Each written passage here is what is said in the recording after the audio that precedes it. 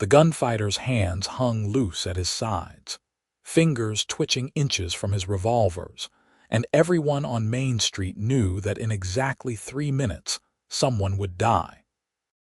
Owen Ramsey leaned against the hitching post outside the general store in Porterville, California, his weathered Stetson pulled low against the August sun of 1883, watching the scene unfold with the detached interest of a man who had seen too many of these dusty street duels end in blood and regret. The challenger was a kid barely 20, with wild eyes and a chip on his shoulder the size of the Sierra Nevada, facing down Jack "Snake" Morrison, a professional killer who had notched 17 men into his gun belt and showed no signs of stopping. Owen should have walked away, should have minded his own business like every other soul who had suddenly found urgent errands elsewhere, but something kept him rooted to that spot, perhaps the same morbid curiosity that draws men to watch storms roll in across the plains. The kid was shaking. Owen could see it from 30 feet away, his whole body vibrating with a mixture of terror and foolish pride that would get him killed before the church bell finished its noon song.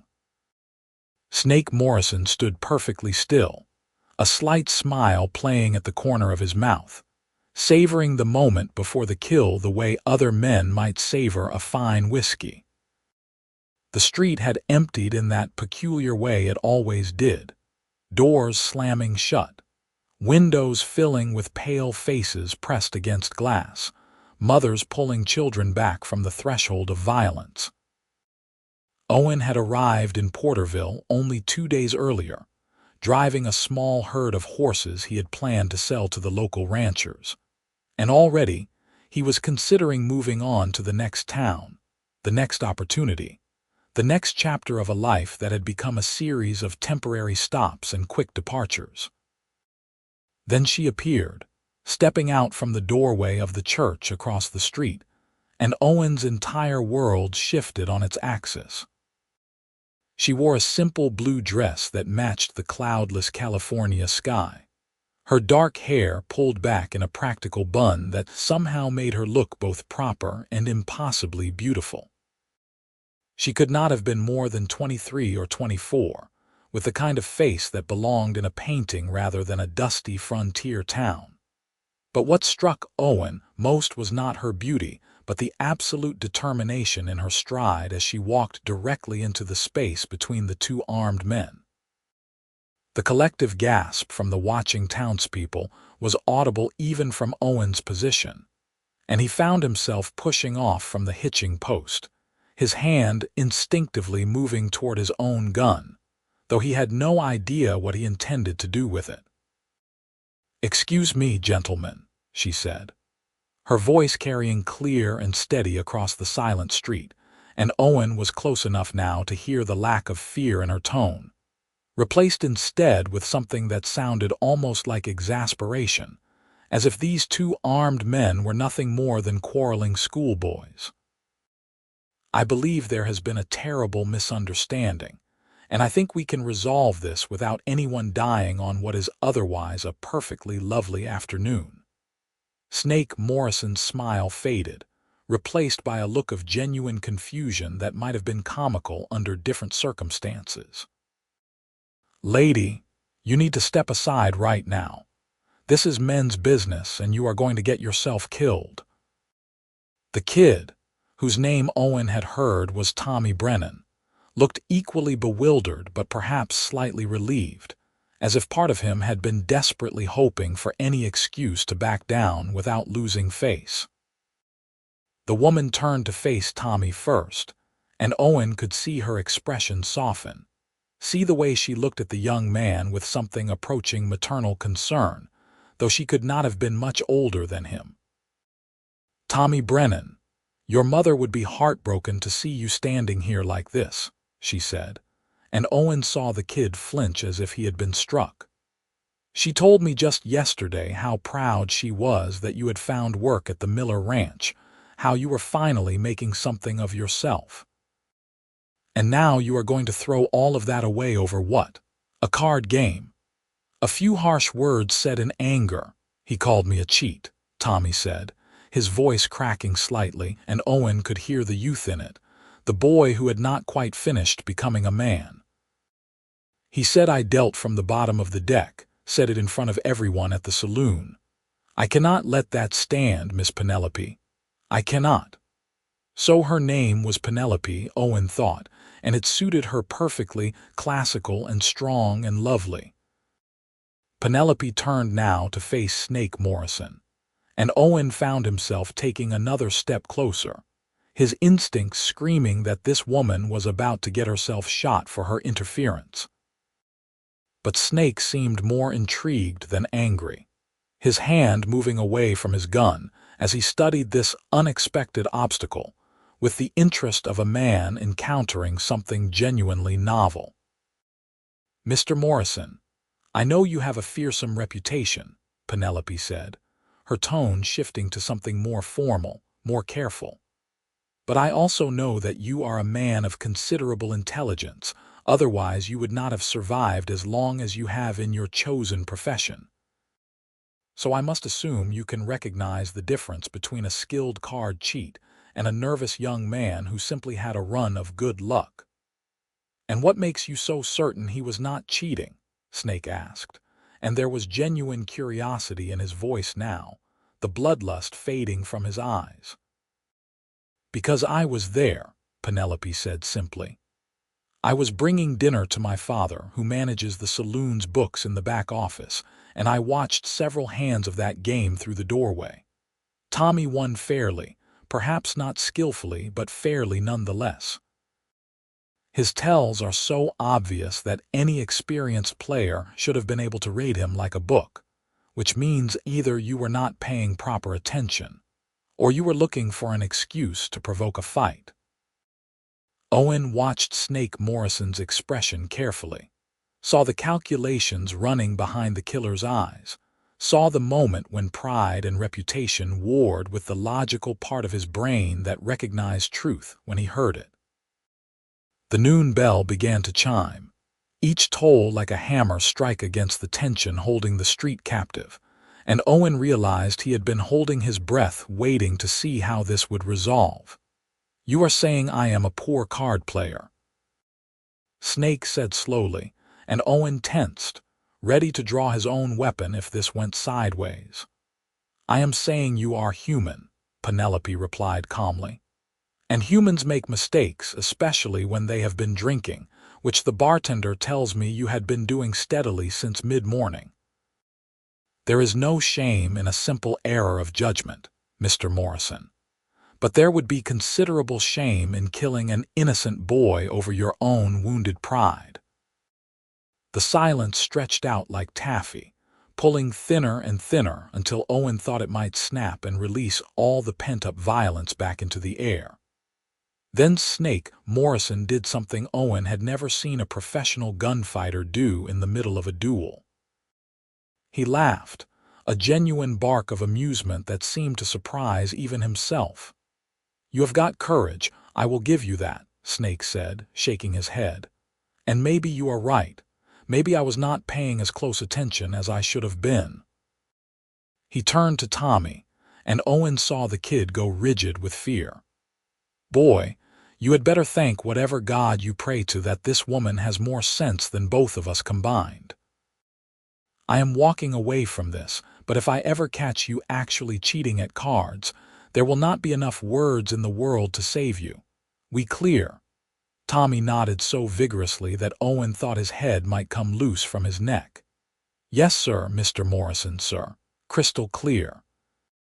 I swear I will never cheat at anything. Not cards, not dice, not anything. Snake tipped his hat to Penelope, a gesture that seemed almost courtly coming from a man who made his living dealing death, and then turned and walked back toward the saloon with the casual stride of a man without a care in the world. The tension broke like a fever, and suddenly the street was full of people again, emerging from their hiding places, chattering excitedly about what they had just witnessed. Tommy was surrounded immediately by friends and family. his mother appearing from somewhere to alternately hug him and scold him with the fierce love only a mother could manage. Owen found himself walking toward Penelope without consciously deciding to do so, drawn to her the way iron is drawn to a lodestone. She was standing alone now, watching Tommy's reunion with his mother with a small, satisfied smile on her face, and Owen could see the slight tremor in her hands that betrayed just how frightened she had actually been despite her calm demeanor. She turned as he approached, and when their eyes met, Owen felt something shift in his chest, something that felt dangerously close to destiny. "That was either the bravest or the most foolish thing I have ever seen," he said, and was rewarded with a fuller smile that made his heart stutter in his chest. "I have been accused of both on various occasions," Penelope replied, and her voice had a slight shake to it now that the danger had passed. "Though I prefer to think of it as practical. Tommy is a good boy who made a bad decision, and Snake Morrison is smart enough to recognize the truth when presented with it clearly. The odds of success were reasonably high." "Reasonably high is not the same as certain," Owen pointed out, unable to keep the concern from his voice. "You could have been killed." "So could Tommy," Penelope countered, "and his death would have been a tragedy, whereas I am just the spinster daughter of a saloon bookkeeper. The town would have mourned for a week and then moved on." Owen felt a flash of anger at her casual dismissal of her own value. Wanted to tell her that he had been in Porterville for less than 2 full days, and already he knew that her death would have been a loss the town would feel for far longer than she imagined. But they were strangers, and such declarations would sound insane coming from a man she had never met. So instead, he removed his hat and held it against his chest in a gesture of respect. "Owen Ramsey, horse trader and apparently witness to miracles," he said, offering his hand. She took it, and Owen felt the calluses on her palm that spoke of hard work, felt the strength in her grip that matched the courage she had just displayed. "Penelope Owens, Sunday school teacher and apparently frequent meddler in affairs that sensible people say are none of my business." "I think meddling might be too harsh a word," Owen said, reluctant to release her hand but knowing propriety demanded it. "Intervention sounds more appropriate. Noble, even." Penelope laughed, a sound that Owen immediately wanted to hear again and again for the rest of his life. "You are very kind, Mr. Ramsey, but I suspect you are one of very few who would characterize my behavior as noble. My father will likely have quite a lot to say about my impropriety when I return home. Then perhaps you would allow me to accompany you." Owen heard himself say, the words emerging before his brain had properly vetted them. "In case your father needs a witness statement about exactly how appropriate your behavior actually was." Something flickered in Penelope's eyes, an interest that matched his own, but also a wariness that Owen recognized as the natural caution of an intelligent woman in a world that was not always kind to women who stepped outside expected boundaries. "That is very gallant, but I am not certain it would be proper for me to be seen walking through town with a strange man." "Then perhaps I could cease being strange," Owen suggested, surprised by his own boldness, by the desperation he felt not to let this woman walk out of his life before he had learned everything there was to know about her. "I plan to be in Porterville for at least another week while I conduct my horse sales. Surely that is enough time for us to become at least passing acquaintances, which would make walking together significantly more proper." Penelope studied him for a long moment, and Owen had the uncomfortable sensation of being thoroughly evaluated, every aspect of his character being weighed and measured against some internal standard he could only hope to meet. Then she nodded, just a slight dip of her chin, but it felt like the greatest victory of Owen's life. "I suppose that would be acceptable," she said. Though I warn you, Mr. Ramsey, Porterville is not an exciting town and I am not an exciting woman. You may find yourself terribly bored before your week is through." Owen fell into step beside her as they began walking toward the residential section of town, very carefully maintaining a respectable distance between them, even as everything in him wanted to move closer, to close the gap, to find any excuse to touch her hand again. "I suspect, Miss Owens, that I would find watching paint dry exciting if you were doing the watching alongside me. Though I confess that is probably too forward a thing to say to a woman I have known for all of 5 minutes." "It is absolutely too forward," Penelope agreed, but there was amusement in her voice and color in her cheeks that had nothing to do with the California sun beating down on them. "But I appreciate your honesty, even if propriety suggests I should be scandalized." They walked in comfortable silence for a few moments, and Owen found himself studying the town with new eyes, seeing it not as just another temporary stop, but as a place where Penelope lived and worked and moved through her days. The buildings were a mix of old adobe structures and newer wooden constructions, speaking to a town that was transitioning from its Spanish colonial past to its American present. The streets were wide and dusty, lined with businesses that served both the local population and the steady stream of travelers and ranchers who passed through on their way to larger cities. It was prosperous without being wealthy, established without being settled, the kind of place where a man could make a life if he had the mind to. "How long have you lived in Porterville?" Owen asked, hungry for any detail about her life, any piece of information that would help him understand who she was beneath the surface courage and quick thinking.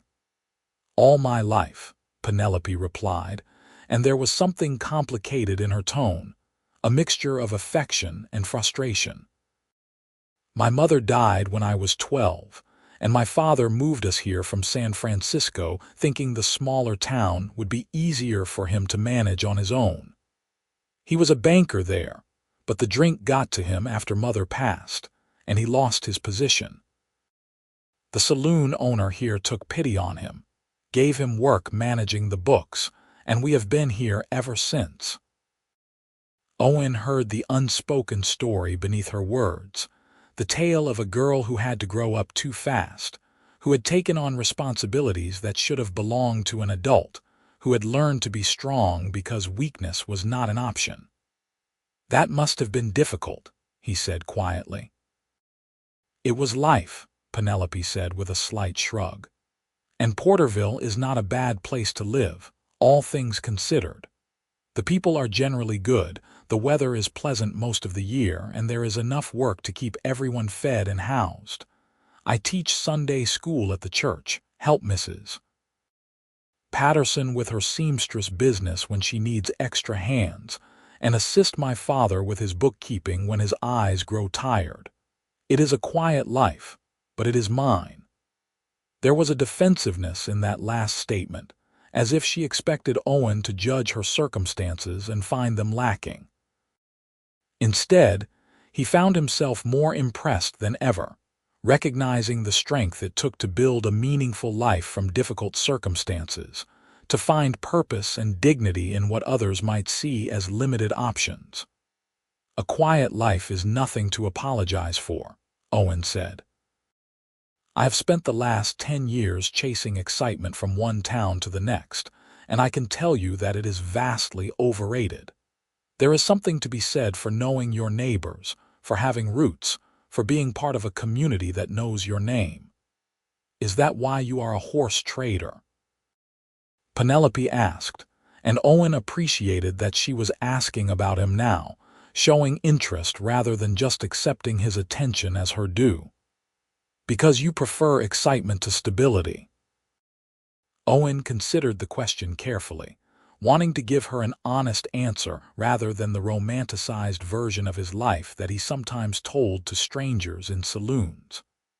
"I am a horse trader because I am good with horses and bad at staying in one place."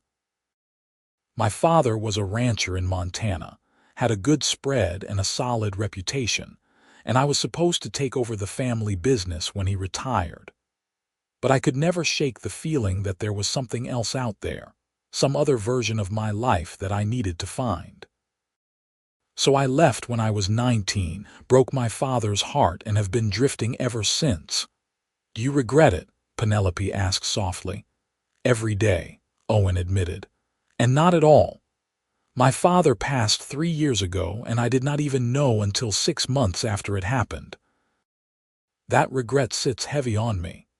But I have also seen amazing things, met incredible people, and learned who I am outside of my father's shadow. I think maybe I needed to do the wandering before I could appreciate the settling, if that makes any sense. It makes perfect sense, Penelope said, and when Owen glanced at her, he saw understanding in her eyes. I think we all have to find our own way, even if the path is not what others expect or hope for us. They had reached a small, neat house on the edge of the residential district, painted white with green shutters and a small garden out front that showed signs of careful tending. Penelope stopped at the gate, and Owen felt a sharp disappointment that their walk had ended so quickly, even though he knew it had been at least 15 minutes of conversation. "This is where I live," Penelope said, stating the obvious in a way that suggested she was as reluctant to end their time together as he was. "Thank you for walking with me, Mr. Ramsey. It was kind of you to offer your company." "The kindness was entirely yours in accepting," Owen replied, searching for a reason to extend their interaction even a few minutes longer. "I meant what I said about being in town for the week. Might I call on you? Perhaps take you to dinner or for a walk, or whatever would be considered proper entertainment in Porterville." Penelope hesitated, and Owen could see the internal debate playing out across her expressive face. "Mr. Ramsey, I need to be honest with you. I am 24 years old, and I have never been courted, not seriously. The men in this town see me as the drunk bookkeeper's daughter, the woman who is too outspoken and too independent for her own good.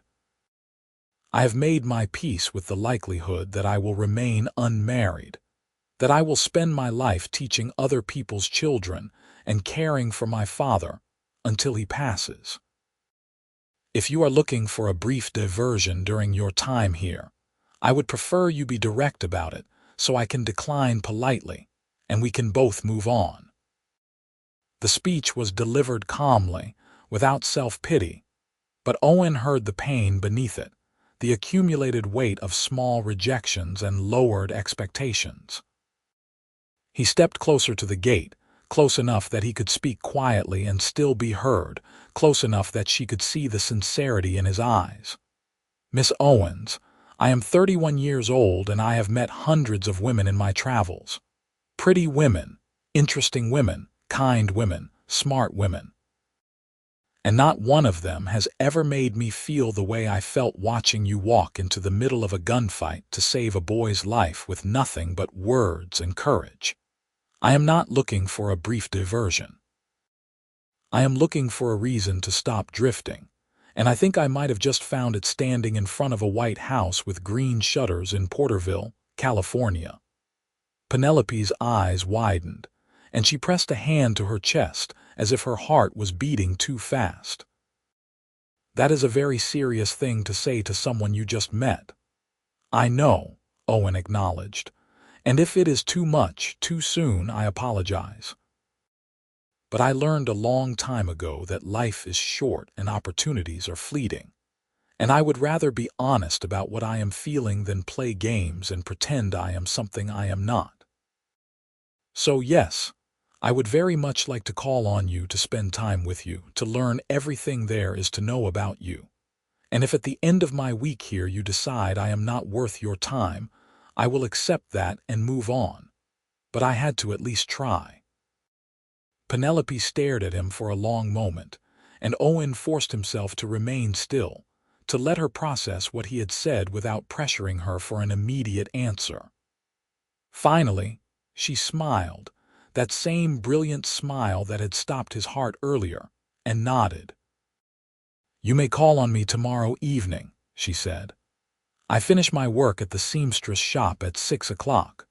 There is a decent restaurant on 3rd Street that serves a tolerable roast chicken, and we could take a walk afterward along the creek that runs behind the church. Would that be acceptable?" "That would be more than acceptable," Owen said, feeling a rush of joy so intense it was almost painful. "I will meet you at the seamstress shop at 6. I should warn you that by tomorrow evening, the entire town will have heard about how you walked me home," Penelope said with a slightly rueful expression. "Porterville is small enough that gossip travels faster than telegraph messages. You may find yourself the subject of considerable speculation and scrutiny." "Then I will do my best to be worthy of the attention," Owen promised, touching the brim of his hat in a gesture of farewell. "Until tomorrow evening, Miss Owens." "Until tomorrow, Mr. Ramsey," Penelope replied. And then she was slipping through the gate and up the path to her front door, glancing back once with a smile that made every mile Owen had ever traveled feel like it had been leading him to this moment, to this woman, to this unexpected possibility of a future he had not even known he wanted. Owen walked back toward the center of town feeling like he was floating several inches above the dusty street, his mind already racing ahead to the next evening, planning what he would wear, what he would say, how he would make every moment count. He had his horses stabled at the livery on the edge of town, and he headed there now to check on them and secure lodging for himself at the boarding house Mrs. Henderson ran above the feed store. The livery owner, a grizzled man in his 60s named Carl, looked up from repairing a harness when Owen entered. "You are the fellow who brought in those horses yesterday, right? Good stock, well cared for. You will have no trouble selling them here." "I appreciate that," Owen said, moving to check on his animals, running his hands over their legs and flanks, making sure they had been properly fed and watered. "I am hoping to find buyers among the local ranchers." "Heard you were seen walking with Miss Penelope Owens," Carl said casually, and Owen had to suppress a laugh at how quickly the gossip mill had indeed started turning. "That is interesting." "Is it?" Owen asked carefully, trying to gauge whether this was friendly interest or protective suspicion. "She is good people," Carl said, setting down his tools and giving Owen his full attention. "Too good for this town, if you ask me, but she is loyal to her father and that keeps her here. Most men around here are either too intimidated by her or too stupid to see past her circumstances." "You planning on being another stupid man passing through, or are you different?" The challenge in the question was clear, and Owen appreciated it, respected the old man for caring enough about Penelope to issue a subtle warning to a stranger. "I am planning on being different if she will let me. I have been drifting my whole adult life, Carl, and I am tired of it. I saw something today that made me think maybe it is time to stop moving and start building." Carl studied him with shrewd eyes, then nodded slowly. "All right then. I hope you mean that, because if you hurt that girl, you will have the whole town to answer to, and I will be first in line." "I would expect nothing less," Owen said sincerely. "And I promise you the last thing I want to do is cause her any pain." The rest of the day passed in a blur of mundane tasks made extraordinary by anticipation. Owen secured his room at the boarding house, took a bath to wash off the trail dust, and spent far too long examining his limited wardrobe trying to decide what to wear the next evening. He ate dinner at the same restaurant where he planned to take Penelope, noting the menu options and the cleanliness of the establishment, wanting everything to be perfect. He walked the route along the creek she had mentioned, finding it pleasant and peaceful, shaded by willow trees and alive with the sound of flowing water and evening birdsong. That night, lying in his narrow bed in the boarding house, Owen stared at the ceiling and thought about the path that had led him to this moment. He thought about all the towns he had passed through without really seeing them, all the women he had met without really knowing them, all the years he had spent searching for something he could not quite name. And he thought about Penelope, about the way she had faced down a killer without flinching, about the strength and intelligence and kindness he had glimpsed in their brief conversation, about the possibility that maybe his searching days were finally over. The next day dragged interminably, despite Owen's best efforts to keep himself occupied. He met with 3 different ranchers who were interested in his horses, negotiating prices and terms with the automatic skill of someone who had conducted hundreds of similar transactions. The deals were good, fair to both parties, and would leave Owen with a tidy profit that would allow him to stay in Porterville for an extended period, if things with Penelope developed the way he hoped they would. He spent the afternoon grooming his remaining horses, the familiar work calming his nerves, giving his hands something to do while his mind spun out scenarios of how the evening might unfold. At 5:30, he returned to his room to change into his best shirt, a dark blue cotton that Penelope had said matched the California sky, though she had been referring to her dress at the time. He shaved carefully, slicked back his hair, and examined himself critically in the small mirror above the washbasin. He looked like what he was, a workingman in his early 30s, weathered by sun and wind but still strong and healthy. He hoped it would be enough.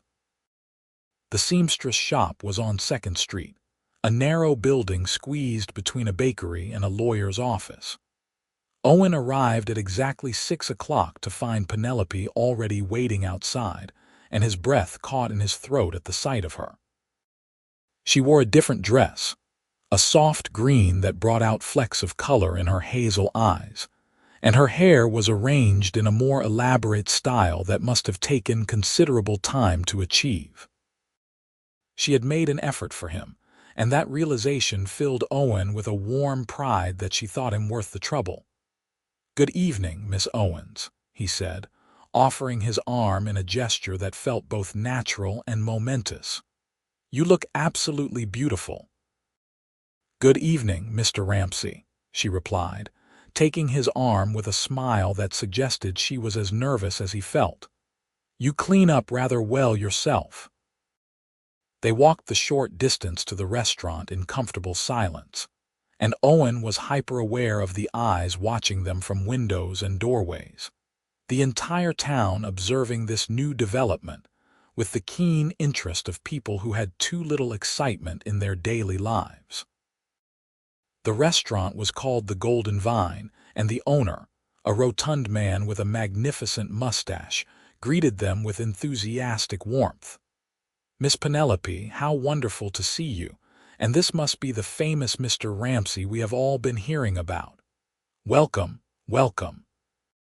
I have the perfect table for you, right by the window where you can watch the evening come on." They were seated with great ceremony, presented with menus written in elaborate script, and offered the house specialty of roast chicken with herbs and vegetables. Owen let Penelope order first, then matched her selection, wanting their meal to feel like a shared experience rather than a formal transaction. When the owner departed to the kitchen, Owen leaned forward slightly, lowering his voice. "Does everyone in this town know everything about everyone else?" he asked with amusement. "Without exception," Penelope confirmed. "By now there are probably at least 5 different versions of how we met circulating through Porterville, each more dramatic than the last. By tomorrow, you will have either saved me from certain death, or I will have saved you, depending on which story you hear. For the record, you absolutely saved that boy yesterday," Owen said seriously. "I have seen dozens of gunfights, Penelope, and I have never seen anyone talk their way out of one before. What you did took remarkable courage and even more remarkable intelligence." Penelope looked down at her hands, and Owen could see she was uncomfortable with the praise. "I just said what needed to be said. Tommy is a good boy, and Snake Morrison is not the mindless killer everyone thinks he is. It was simply a matter of giving them both a way out that preserved their dignity." "It was more than that," Owen insisted gently. "It was seeing a situation clearly when everyone else was blinded by fear and expectations. It was having the courage to act when action could have cost you your life. It was caring more about what was right than what was safe. Those are rare qualities, Penelope, and you should not diminish them." She looked up at him then, and Owen saw something in her eyes that looked like the beginning of trust, the first tentative opening of a door that had been closed for a long time. "You really mean that?" "Every word," Owen confirmed. "I told you yesterday that I have met hundreds of women in my travels, and that was true. But I have met very few people of any gender who had the kind of moral courage you displayed. It is extraordinary, and you are extraordinary, and I hope I am not being too forward in saying so." Their food arrived before Penelope could respond, but Owen could see the color in her cheeks, could see the way her hands trembled slightly as she picked up her fork. They ate in companionable silence for a few minutes, and Owen was pleased to find the chicken was indeed very good, perfectly seasoned and cooked to tender perfection. "Tell me about your horses," Penelope said after a while, clearly wanting to shift the conversation to safer ground. "How did you get started as a trader?" Owen was happy to oblige, spending the next 20 minutes talking about his work, about how he had discovered a natural affinity for understanding horse psychology, about the satisfaction of matching the right animal with the right owner, about the freedom of the open road and the beauty of the landscapes he had traveled through. Penelope listened with genuine interest, asking intelligent questions that showed she was really hearing what he said rather than just waiting for her turn to talk. "It sounds like a wonderful life," she said when he had finished. "Lonely perhaps, but wonderful nonetheless." "It has been lonely," Owen admitted. "More so in recent years as I have grown older and the solitude has started to feel less like freedom and more like isolation. I have begun to wonder what it would be like to have someone to share the road with, or better yet, to have somewhere worth staying for." "Is that what you are looking for here?" Penelope asked, her directness taking Owen slightly off guard. "Somewhere to stay, or someone?" Owen set down his fork and met her eyes squarely, refusing to hide behind pretty words or careful evasions. "Both, I think. I have been running from something my whole life, Penelope, though I was never quite sure what. My father's expectations, my own fears, the weight of responsibility and commitment.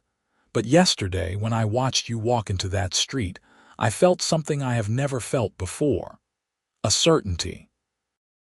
A sense that maybe I have been running towards something all along rather than away from it, and I just did not know what it was until I saw you." Penelope's hand moved to her throat, a gesture Owen was beginning to recognize as something she did when she was feeling strong emotions. "Owen, you cannot possibly know that after one conversation. You are confusing admiration with something deeper."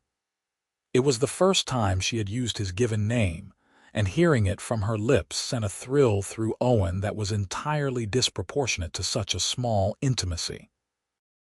"Maybe you are right," he acknowledged. "Maybe this feeling will fade with more exposure. Maybe I will discover that we are incompatible in a dozen different ways. But I do not think so, Penelope. I think what I felt yesterday was recognition, like some part of me has been waiting my entire life to meet you and just did not realize it until it happened."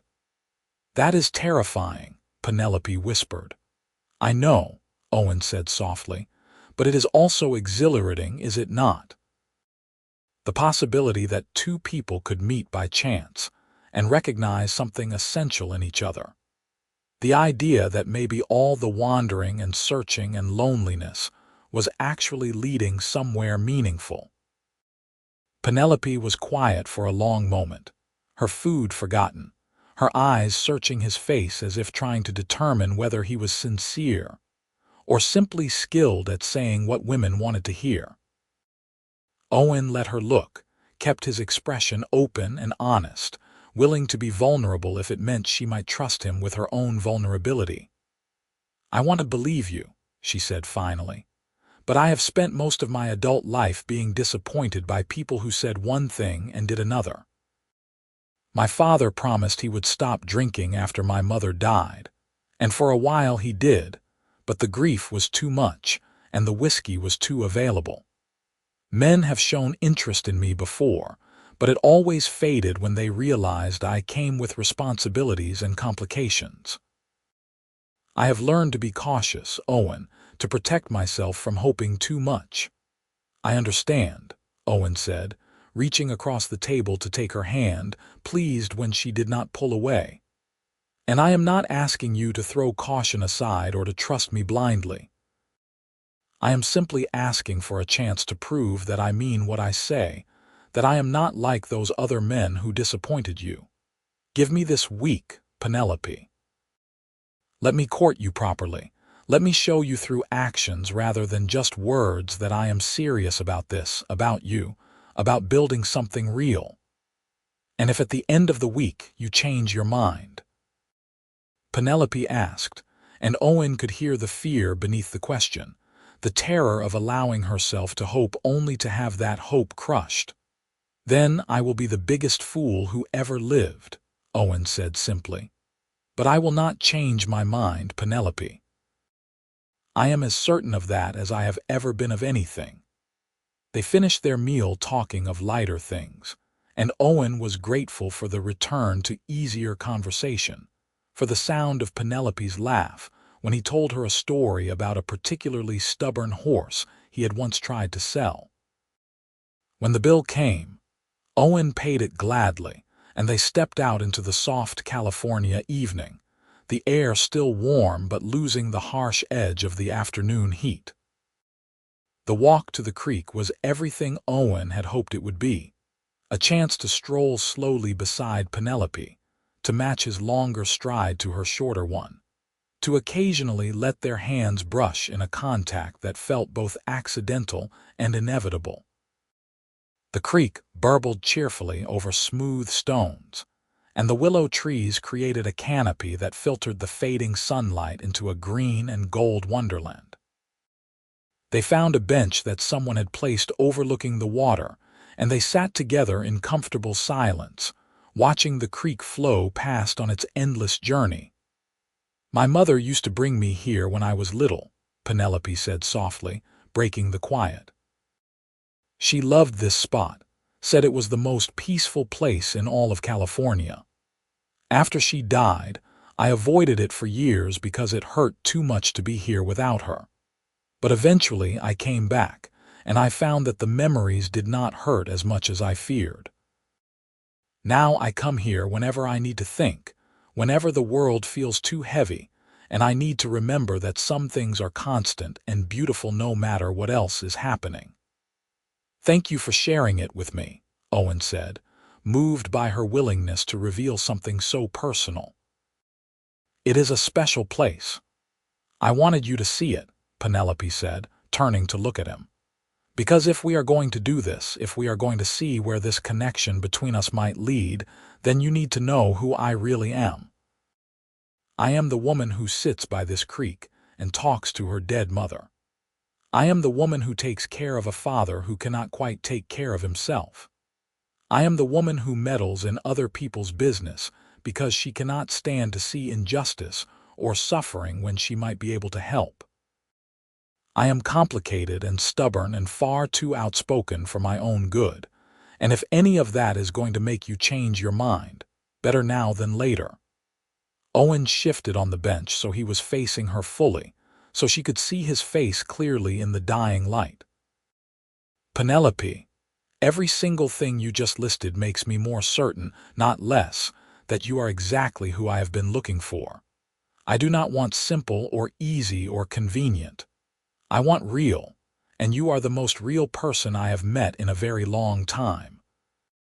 She studied him for a moment longer, then leaned forward and kissed him, a brief soft press of lips that was over almost before Owen could register it was happening. When she pulled back, her cheeks were flushed but her eyes were steady. "I am taking a chance on you, Owen Ramsey," she said quietly. "Please do not make me regret it." "I will not," Owen promised, his heart hammering in his chest, his lips still tingling from that all-too-brief contact. "I swear to you, Penelope, I will spend every day proving that your trust is not misplaced." They sat by the creek until the light faded completely, talking about everything and nothing, learning each other's histories and preferences and dreams. Owen learned that Penelope loved to read but rarely had time for it, that she had a weakness for lemon cake and a fear of spiders, that she had once wanted to be a school teacher but had never had the resources to attend normal school. Penelope learned that Owen played harmonica, but not well, that he had a scar on his shoulder from a horse kick when he was 16, that he had spent 2 years in Denver working as a stable hand for a wealthy family, and had hated every minute of the structure and confinement. When Owen finally walked Penelope home, the streets of Porterville were dark and quiet except for the pools of light spilling from saloon windows, and the distant sound of a piano being played with more enthusiasm than skill. At Penelope's gate, Owen took both her hands in his, reluctant to end the evening but knowing he must. "May I see you tomorrow?" he asked. "I have meetings in the morning to finalize the sale of my horses, but I am free in the afternoon." "I teach Sunday school until noon," Penelope said. "But after that I am free as well. Perhaps you could come to church, and then we could have lunch together." "I would like that very much," Owen said, then hesitated. "Penelope, I know this is moving fast and I do not want to pressure you, but I meant what I said earlier. I am not here for a brief diversion. I am here because I think you might be the person I have been searching for without knowing it, and I want to explore that possibility fully." "I know," Penelope said softly, "and that terrifies me, Owen, because I am starting to think you might be right. I felt something yesterday when I saw you watching me in that street, something I have never felt before. Recognition, like you said. Like some part of me already knew you even though we had never met."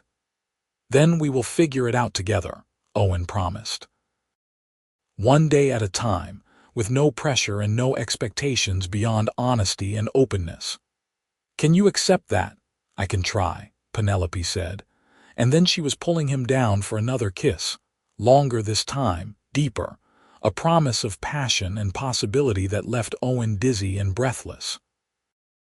When he finally made his way back to the boarding house, Owen felt like a different man than the one who had arrived in Porterville 3 days earlier.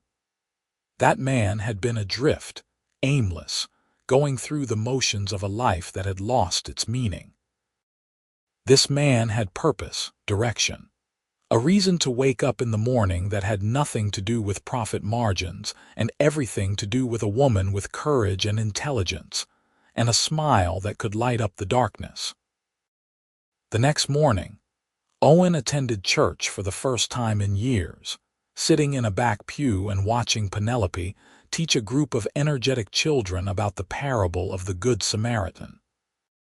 She was patient and engaging, answering questions with thoughtful consideration, managing to keep even the most rambunctious students interested and attentive. Watching her work, Owen could see the teacher she had wanted to become, could see how good she would have been at it if circumstances had been different. After the service, Owen was introduced to what felt like every single resident of Porterville, all of them clearly curious about this stranger, who had captured the attention of their beloved Miss Penelope. He endured the scrutiny with good humor, answering questions about his background and intentions with polite vagueness, unwilling to share the depth of his feelings with people he barely knew. The only opinion that mattered was Penelope's, and she stood beside him throughout the ordeal, her hand resting lightly on his arm in a gesture that spoke of unity and support. They had lunch at the restaurant again, and then spent the afternoon walking through town, Penelope pointing out landmarks and telling him stories about the people and places that made up her world. Owen listened and learned and fell more deeply in love with every passing moment, marveling at how quickly and completely this woman had taken over his thoughts and feelings. The week that followed established a pattern that quickly came to feel like the most natural thing in the world. Owen would conduct his business during the day, selling his horses and arranging for their delivery, while Penelope worked at her various jobs around town. In the evenings, they would meet for dinner or walks, talking for hours about everything under the sun, learning each other in the way new lovers do, with intense focus and endless fascination. Owen met Penelope's father on the fourth day, sitting in the small parlor of their white house with green shutters, while the older man studied him with rheumy eyes that still held sharp intelligence. Marcus Owens was a wreck of a man, his hands shaking with palsy brought on by years of drink, his face mapped with broken blood vessels that spoke to the damage he had done to himself. But he loved his daughter, that much was clear, and he wanted what was best for her, even if he could not quite manage to be what was best for himself. "My daughter tells me you are a horse trader," Marcus said, his voice carrying the careful enunciation of a man who was perpetually worried about slurring his words. "That is an honest profession, I suppose, though not a particularly stable one." "It has served me well," Owen replied calmly, refusing to be defensive. "Though I confess I am considering a change. Porterville seems like a good place to settle, and I have some capital saved that could be invested in a more permanent business." "My daughter deserves stability," Marcus said bluntly. "She has had precious little of it in her life, and that is my fault. If you are going to pursue her, young man, you need to be prepared to give her what I could not. Security, reliability, a future she can count on." "I understand, sir," Owen said, meeting the older man's gaze steadily. "And I can promise you that my intentions toward Penelope are entirely honorable. I love her, and I intend to marry her if she will have me. I intend to build a life here that she can be proud of, a life that will give her everything she deserves." It was the first time Owen had said the words out loud, had acknowledged even to himself the depth of what he felt. Marcus's eyebrows rose slightly, and from the doorway where she had been hovering, Owen heard Penelope's sharp intake of breath. "That is a bold statement after only a few days of acquaintance," Marcus observed. "It is the truth," Owen said simply. "I know it is fast, and I know it must seem rash to you, but I have never been more certain of anything in my life. Your daughter is extraordinary, Mr. Owens, and I would count myself the luckiest man alive if she agreed to share her life with me." Marcus was quiet for a long moment, then nodded slowly. "I believe you mean that, and God knows Penelope deserves someone who sees her value, who recognizes what a treasure she is. You have my blessing to court her properly, Mr. Ramsey. But if you hurt her, if you prove to be just another disappointment in a life that has had too many of them, you will answer to me. And despite my current condition, I can still be a formidable enemy when properly motivated." "I would expect nothing less, sir," Owen said, standing and offering his hand. "Thank you for your trust. I will not betray it." After Marcus retired to his room for an afternoon nap, Owen found Penelope in the small kitchen, her hands gripping the edge of the counter, her shoulders tense with emotion. He approached slowly, giving her space to process what she had heard, waiting for her to speak first. "Did you mean it?" She asked without turning around. "What you said to my father about loving me, about wanting to marry me." "Every word," Owen confirmed, moving closer but still not touching her, sensing she needed to maintain some physical distance while she sorted through her feelings.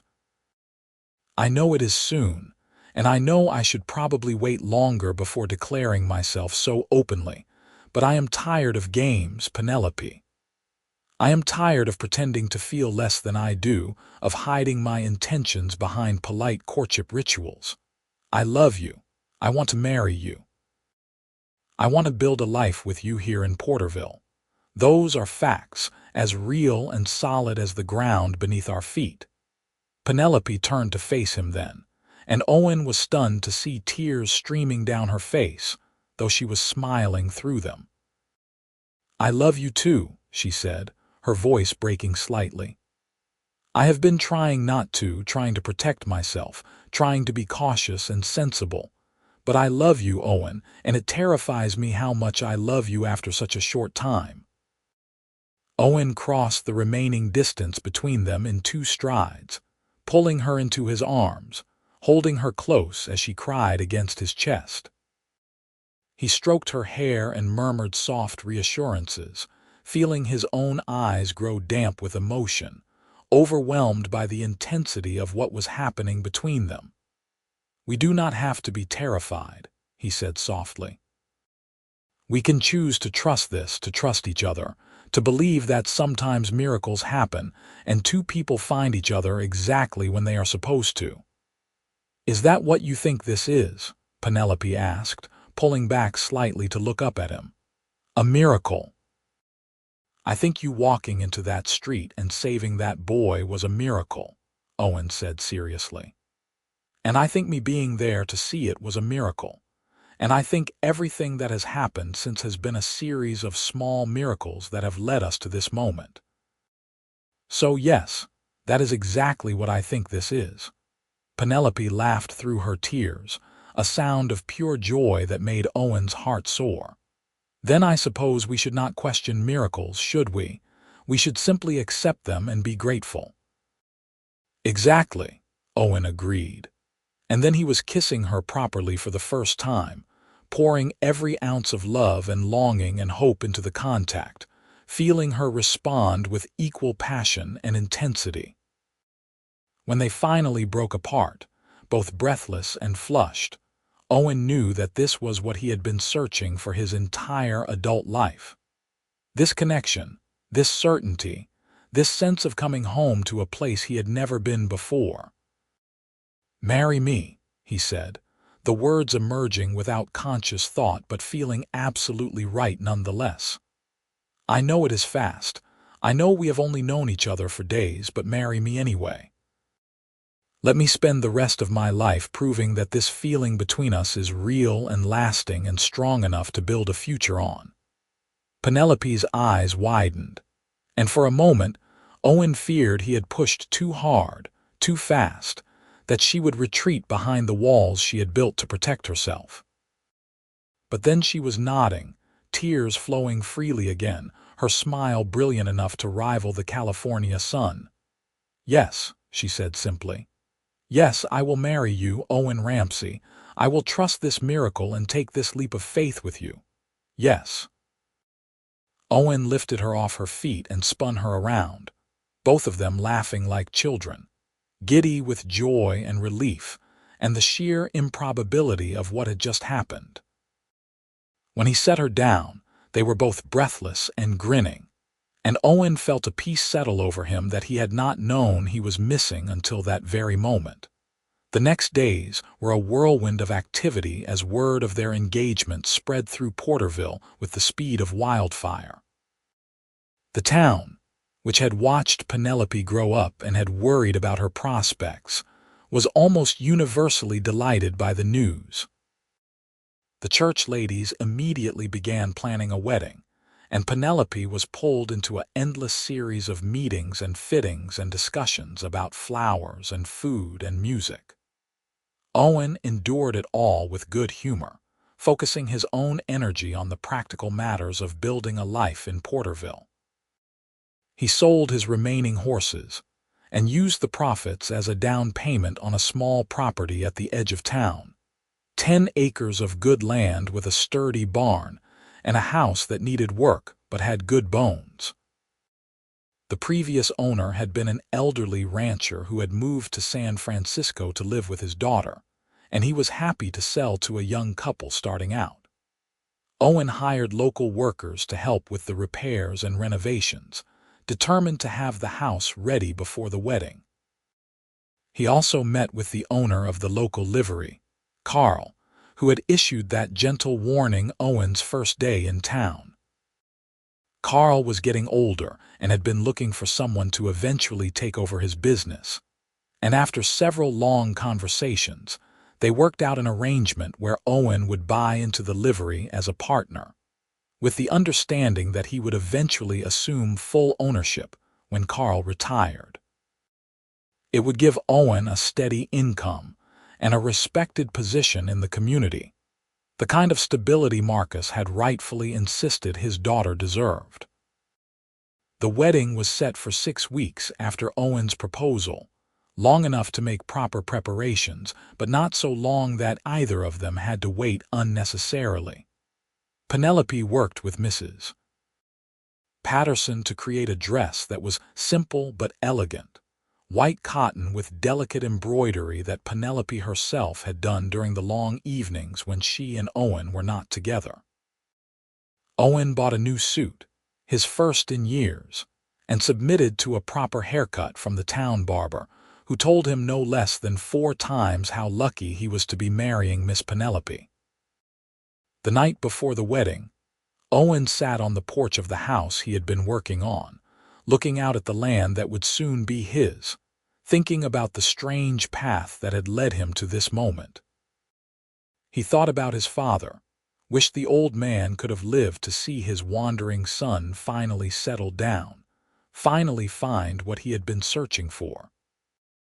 He thought about all the towns he had passed through, all the temporary connections he had made and left behind, and he felt grateful for every mile he had traveled, because they had all been necessary steps on the road that led him to Penelope.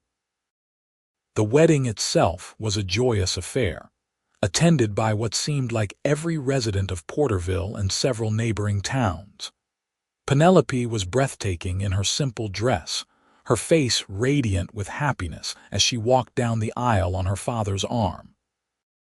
Marcus had remained sober for 3 full weeks in preparation for this day, determined to give his daughter away with dignity and pride, and Owen felt a surge of respect for the older man's effort and discipline. They exchanged vows in the same church where Penelope taught Sunday school, promising to love and cherish each other through whatever joys and sorrows life might bring. When the minister pronounced them husband and wife, Owen kissed his bride with a tenderness that made several of the watching ladies dab at their eyes with handkerchiefs. The reception was held in the church social hall, with food contributed by dozens of families and music provided by a local band that played with more enthusiasm than technical skill, but made up for any lack of refinement with sheer joy. Owen danced with his wife, holding her close, marveling that this incredible woman had agreed to share her life with him. Penelope laughed and talked with the townspeople who had known her all her life, clearly happy to share this moment with her community, and Owen loved her even more for the grace with which she moved through the celebration. As the evening wound down and the guests began to depart, Owen and Penelope slipped away to the house Owen had prepared for them. He had worked tirelessly to make it perfect, painting walls and repairing floors and building furniture with his own hands. The bedroom was simple but comfortable, with a large bed covered in quilts that the church ladies had made as a wedding gift. And when Owen carried Penelope over the threshold, she gasped with delight at the care he had taken with every detail. Their wedding night was everything Owen had hoped it would be, a tender exploration of passion and intimacy, a physical expression of the love that had been growing between them since that first moment in the dusty street. Afterward, they lay tangled together in the darkness, Penelope's head resting on Owen's chest, her hand tracing idle patterns on his skin. "Are you happy?"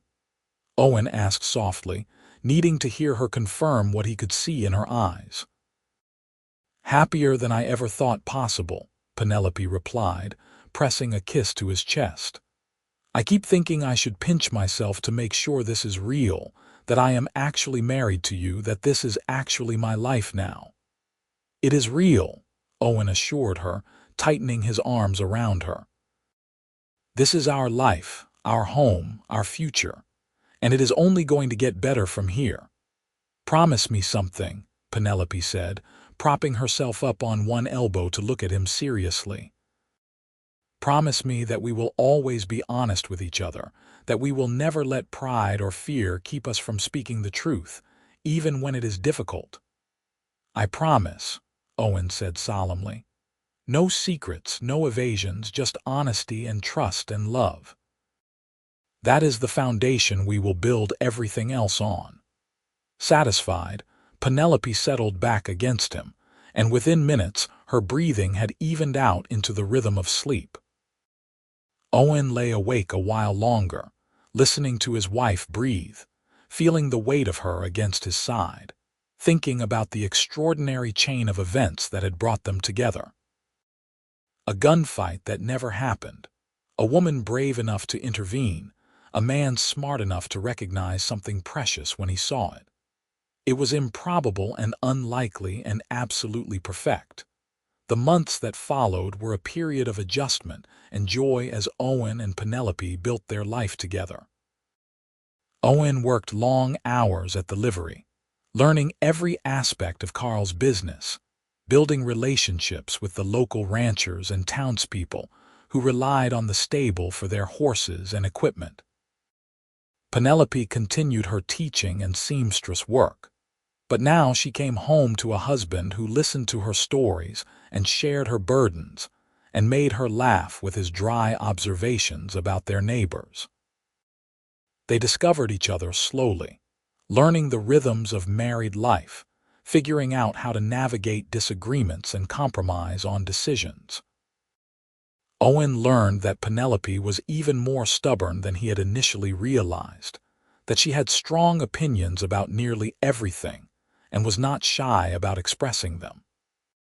Penelope learned that Owen needed space sometimes, that the years of solitary travel had given him a need for occasional quiet and solitude that she learned not to take personally. But mostly they learned that they fit together in all the ways that mattered, that the connection they had felt from the beginning only grew stronger with time and familiarity. Owen would come home from the livery covered in dust and horsehair, and Penelope would have dinner waiting and a smile that made him feel like the luckiest man alive. Penelope would have difficult days teaching children who did not want to learn or dealing with customers who were never satisfied, and Owen would hold her and let her vent and remind her that her work mattered, that she mattered. 6 months after their wedding, Penelope announced that she was pregnant, and Owen felt a joy so profound it brought tears to his eyes. They spent the evening planning and dreaming, talking about names and futures and what kind of parents they wanted to be. Owen was determined that his child would never doubt his father's love the way Owen had sometimes doubted his own father's approval. And Penelope was equally determined that their child would grow up with stability and security, and the knowledge that they were wanted and cherished. The pregnancy was not easy for Penelope, who suffered from terrible morning sickness that lasted well into the afternoon and evening as well. Owen did everything he could to support her, taking over the household chores without complaint, bringing her crackers and ginger tea, rubbing her feet when they swelled to the point that she could barely walk. He worried constantly, terrified that something would go wrong, that he would lose her or the baby or both. But Penelope endured with the same strength and determination she brought to everything else. Their son was born on a cold November night, 8 months after Owen had first arrived in Porterville, 9 months after he had watched Penelope walk into the middle of a gunfight and known with absolute certainty that she was the one. The labor was long and difficult, and Owen paced the parlor while the midwife and several neighbor women attended Penelope in the bedroom. Every cry of pain from his wife was like a knife to his heart, and he had never felt more helpless or more terrified in his entire life. But when the baby's first wail echoed through the house, when the midwife emerged with a smile and told him he had a healthy son, when he was finally allowed into the bedroom to see his wife and child, Owen felt a completeness he had not known was possible. Penelope looked exhausted but radiant, her hair damp with sweat, her face glowing with love as she held their son against her chest. Owen knelt beside the bed, touching the baby's impossibly small hand with one finger, marveling at the tiny fingers that gripped his own with surprising strength. "He is perfect," Owen whispered, his voice thick with emotion. "He is ours," Penelope replied, looking up at him with eyes full of love and exhaustion and triumph. "Our son, our family, our future." They named him Michael, after Penelope's mother, whose middle name had been Michaela, and he was everything Owen had ever wanted without knowing he wanted it. Fatherhood suited Owen in ways he had not anticipated, and he found himself eager to rush home from work each day to see his son, to hold him and rock him and sing him badly off-key lullabies that made Penelope laugh. The livery gave them a comfortable living, enough to provide for their small family and even start putting aside savings for the future. When Michael was 6 months old, Carl announced that he was retiring to live with his sister in Sacramento, and Owen became the sole owner of the livery. It was a responsibility he took seriously, determined to maintain the reputation Carl had built over decades of honest work. The business thrived under Owen's management, and soon he was hiring additional help to keep up with the demand. Penelope eventually stopped taking outside work, focusing her energy on raising Michael and managing their household. She had worried that she would feel trapped or diminished by domestic life, but instead she found joy in creating a home that was warm and welcoming, in raising a son who was healthy and happy and loved beyond measure. She still taught Sunday school, still involved herself in community affairs, still spoke her mind when she saw injustice or suffering. But now, she did it all with Owen's support and partnership, secure in the knowledge that she had someone who valued her opinions and respected her intelligence. 2 years after Michael's birth, Penelope became pregnant again, and this time the experience was easier, her body knowing what to expect, the morning sickness less severe. Their daughter was born on a warm spring day, a quiet, watchful baby who seemed to study the world with serious eyes from the moment she entered it. They named her Clara, and she completed their family in ways Owen had not known they were incomplete. Life settled into a comfortable rhythm of work and family, of community involvement and quiet evenings at home. Owen's business continued to grow, and he eventually expanded the livery to include a small horse breeding operation, using the skills he had developed during his years as a trader. Penelope became known throughout the region as a woman of wisdom and compassion, someone people came to when they needed advice or mediation or simply a sympathetic ear. Marcus Owens lived to see both his grandchildren born, finding sobriety in his final years through sheer force of will and the desire to be a positive presence in his grandchildren's lives. When he died peacefully in his sleep 5 years after Owen and Penelope's wedding, the entire town turned out for his funeral, acknowledging that, despite his struggles, He had been a good man who had done his best in difficult circumstances. The years passed in the way they do for happy families, marked by birthdays and holidays and small everyday joys. Michael grew into a thoughtful, kind boy who loved horses as much as his father did, and Clara revealed a sharp intelligence and a stubborn streak that reminded everyone of her mother. Owen and Penelope navigated the challenges of parenting and business ownership with the same partnership and honesty they had promised each other on their wedding night. On their 10th wedding anniversary, Owen took Penelope back to the creek where they had shared their first kiss, where she had told him about her mother, and he had recognized the gift of her trust. They sat on the same bench, holding hands, watching the water flow past just as it had a decade earlier, constant and beautiful and unchanging. "You ever regret it?" Penelope asked softly. "Giving up your freedom, settling down, becoming a family man?" Owen turned to look at her, this woman who had completely transformed his life, and shook his head emphatically. "Not for a single moment. Every day with you and our children is a gift, Penelope.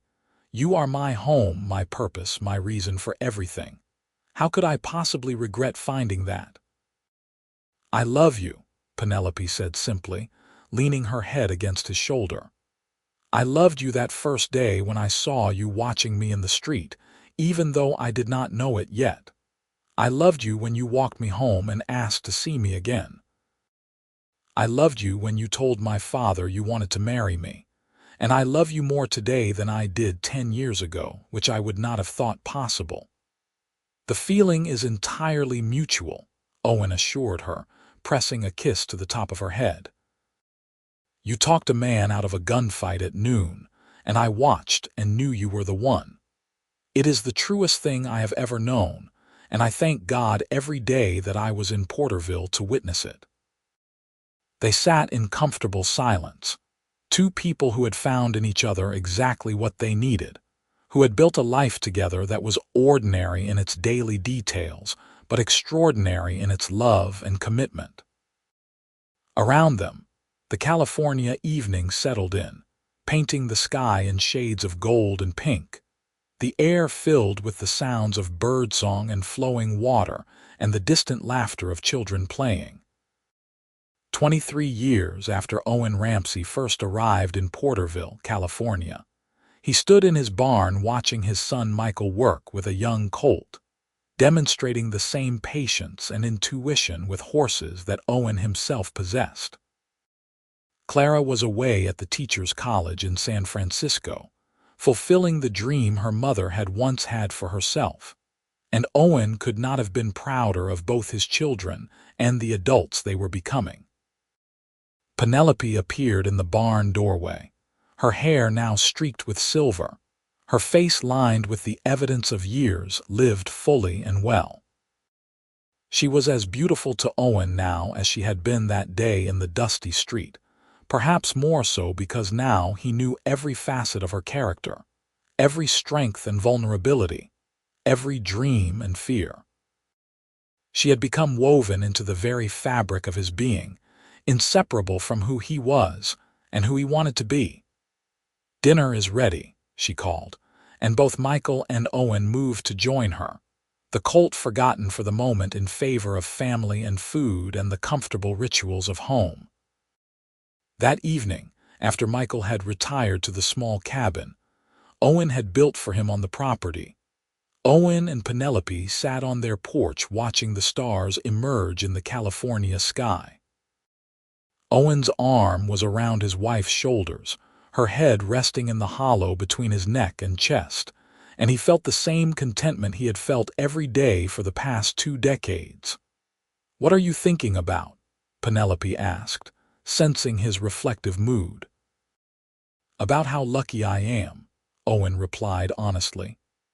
"About how easily I could have missed this, could have been in a different town on a different day, could have ridden past Porterville without stopping. About how one moment, one decision to lean against a hitching post and watch a gunfight instead of walking away, changed the entire trajectory of my life. Do you believe in fate? Penelope asked curiously. I believe that sometimes two people are meant to find each other, Owen said carefully. Whether you call that fate or providence or cosmic luck, I do not know. But I know that what we have, what we built together, is rare and precious. And I know that I would live through every hard year of my youth, every lonely mile of wandering, all over again if it meant ending up here with you. You are a romantic, Penelope said with affection, tilting her head to look up at him. Only with you, Owen replied, kissing her softly. Only with you. They sat together long into the evening. Two people who had found each other against impossible odds, who had chosen each other every day since that first miraculous meeting, who had built a life together that was everything they had hoped for and more. The stars wheeled overhead in their ancient patterns, the California night wrapped around them like a blessing, and Owen Ramsey knew with absolute certainty that he was exactly where he was meant to be. Inside the house, a clock chimed the hour, and in the distance, a horse whinnied softly in its stall. These were the sounds of home, of family, of a life lived with purpose and passion and enduring love. These were the sounds that had replaced the loneliness of the open road, the emptiness of temporary connections, the hollow echo of a life without meaning. Penelope stirred in his arms, and Owen tightened his hold slightly, never wanting to let her go, never wanting this perfect moment to end. She had talked a man out of a gunfight at noon, and Owen had watched and known she was the one. It was the beginning of their story, the moment when everything changed, the instant when two separate paths converged into one shared journey, and what a journey it had been. Filled with love and laughter, challenges and triumphs, ordinary days made extraordinary by the simple fact of being together. They had raised children who were kind and capable, had built a business that served their community, had created a home that was a sanctuary from the harsh realities of the world. They had kept their promises to each other, had remained honest and open even when it was difficult, had chosen each other over and over again through everything life threw at them. I am so glad you stopped that day, Penelope said softly, echoing his earlier thoughts. I am so glad you watched, that you saw me, that you recognized something worth pursuing. My life would have been so much smaller, so much lonelier without you in it. We saved each other, Owen replied simply. You saved Tommy Brennan that day, but you also saved me. You gave me a reason to stop running, a reason to believe that I could be more than just a man passing through. You gave me a home, a family, a purpose. You gave me everything, Penelope. And you gave it all back to me, Penelope said, her voice thick with emotion. You saw me when no one else did, valued me when others dismissed me, loved me when I had given up hope of being loved. You made my life bigger and brighter and more beautiful than I ever imagined it could be. They kissed again, a slow, sweet kiss that spoke of decades of love and intimacy, of passion tempered but not diminished by time, of two souls that had found their perfect match. When they finally went inside to their bedroom, to the life they had built together, Owen looked around at the evidence of their shared existence and felt a gratitude so profound it brought tears to his eyes. The bed where they had conceived their children. The dresser Owen had built with his own hands. The photographs on the walls showing Michael and Clara at various ages, showing the gradual transformation of a young couple into a middle-aged pair with lines on their faces and wisdom in their eyes. The quilt Penelope had made during the long winter evenings when Owen read aloud to her from books borrowed from the church library. Every object, every detail, told a story of love and commitment and the daily choice to build something lasting. As they prepared for bed, moving through the familiar rituals of nighttime with the ease of long practice, Owen thought about all the men he might have been if he had never come to Porterville. The eternal drifter, growing old and lonely on the road. The bitter son who never reconciled with his father. The man who died without ever understanding what it meant to truly love and be loved in return. Those ghost versions of himself seemed impossibly distant now, inhabitants of a parallel life that had been erased the moment he saw Penelope step into that dusty street. "Thank you," he said suddenly, and Penelope looked up from brushing her hair, confused. "For what?" she asked. "For being brave enough to walk into that street," Owen said. "For being brilliant enough to talk Snake Morrison down. For being generous enough to give me a chance when you had every reason to be cautious. For being you, exactly as you are, without apology or pretense. Thank you for all of it." Penelope set down her brush and crossed to where Owen stood, taking his face in her hands and looking at him with eyes full of love. "And thank you for watching, for seeing me, for having the courage to approach a strange woman and tell her she was extraordinary. Thank you for keeping your promises, for being the man I hoped you would be, for giving me a life beyond my wildest dreams. Thank you for being my husband, my partner, my love." They held each other close, two people who had defied the odds and built something beautiful together, who had started with nothing but attraction and hope, and had forged it into a love that would last the rest of their lives. Outside, the California night was peaceful and still, the town of Porterville sleeping soundly, secure in the knowledge that people like Owen and Penelope Ramsey were part of the fabric that held the community together. In the years that followed, as Owen and Penelope grew older together, their love only deepened and matured. They watched their children marry and have children of their own, becoming grandparents with the same joy and dedication they had brought to parenthood. Michael took over the livery eventually, running it with the same honesty and skill his father had demonstrated, while Clara became a teacher in San Francisco, returning home regularly to visit her parents and regale them with stories of city life. On their 40th wedding anniversary, the town of Porterville threw a celebration in their honor, acknowledging the role they had played in the community, the example they had set of what marriage could be when two people truly committed to each other. Owen and Penelope stood before their friends and neighbors, holding hands as they had on their wedding day, and Owen gave a short speech that had more than a few people reaching for handkerchiefs.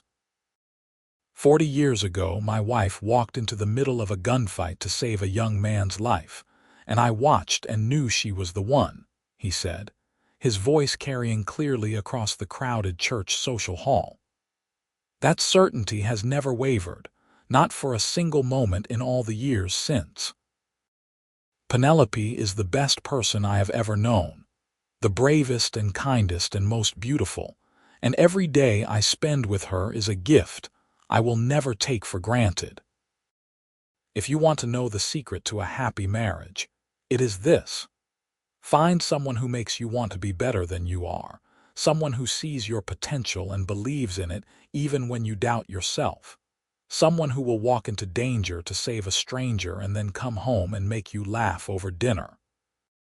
Find that person, hold on to them with everything you have, and never let them go." The applause was thunderous, and Penelope was crying openly, and Owen felt his own eyes well up with tears he no longer bothered to hide. They danced to the same song they had danced to at their wedding, their movements slower now but no less graceful, no less connected. Around them, the people of Porterville watched and smiled, witnessing a love story that had become legend in their small town, a reminder that sometimes miracles did happen and happy endings were real.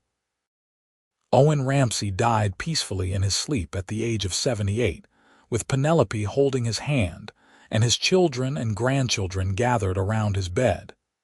His last words were for his wife, a whispered, "I love you," that she returned through her tears. His funeral was attended by hundreds, testament to the life he had built and the respect he had earned. But the only opinion that would have mattered to Owen was Penelope's, and she stood by his grave and told him one last time that she was grateful for every moment they had shared, for every laugh and tear and ordinary miracle of their life together.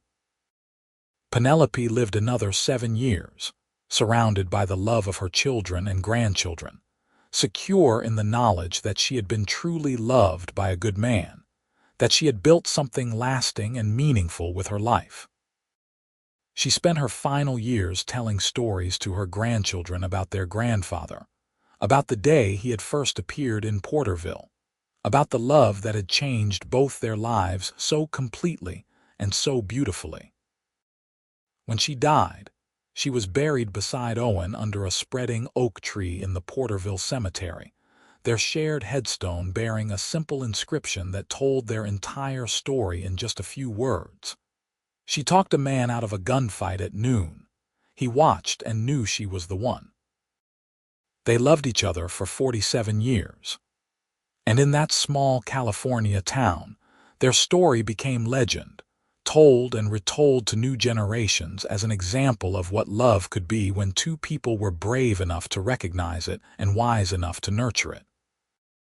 The house they had built together still stood, occupied now by Michael's family, and the livery Owen had run so successfully continued to serve the community. The creek where they had shared their first kiss still flowed peacefully behind the church, a place where young couples now came to begin their own love stories, hoping to find even a fraction of what Owen and Penelope had shared. Their legacy was not wealth or fame or grand achievements, but something far more valuable: a life lived with purpose and passion, a love that had stood the test of time, a family that carried their values forward into new generations.